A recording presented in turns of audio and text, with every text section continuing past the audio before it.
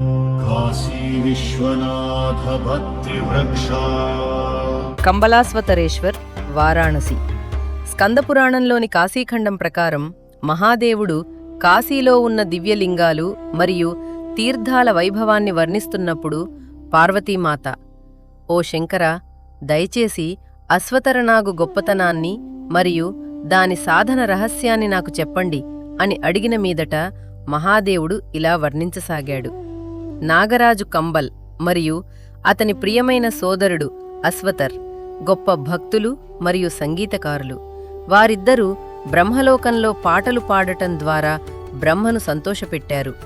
వరం కోరుకోమన్నప్పుడు వారు రాజ్యాన్ని లేదా స్వర్గాన్ని అడగలేదు. అవిముక్త కాశీలో శంభుని సహవాసాన్ని మాత్రమే కోరుకున్నారు. బ్రహ్మవరం పొందిన తరువాత అశ్వతర్ కాశీకి వచ్చాడు.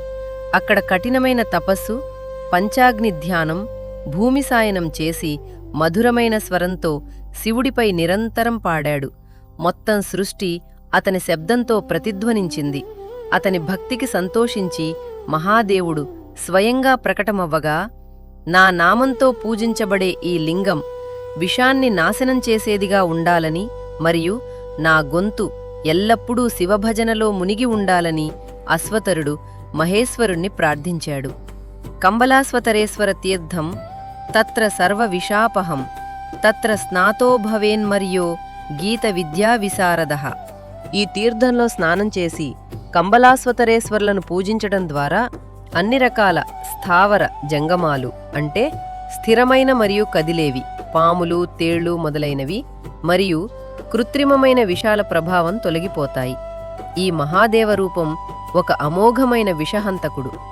గానం, గాత్ర పరిపూర్ణత మరియు మధురమైన స్వరాన్ని కోరుకునే భక్తులు ఇక్కడ పూజించటం ద్వారా గీత విద్యా విశారద అయ్యే వరం పొందుతారు.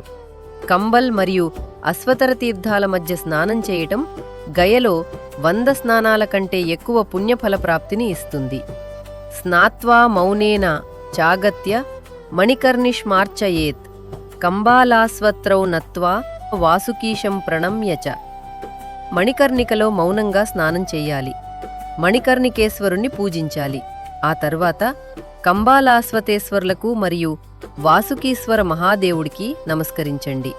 ఈ కథను వినడం మరియు ఇతరులకి షేర్ చేయటం ద్వారా భక్తుడు పరమపదం వైపు పురోగమిస్తాడు.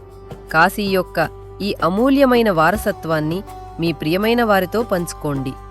ఓం శ్రీ కంబలాశ్వతరేశ్వరాయ నమః. కాశీ విశ్వనాథ భక్తి వృక్ష.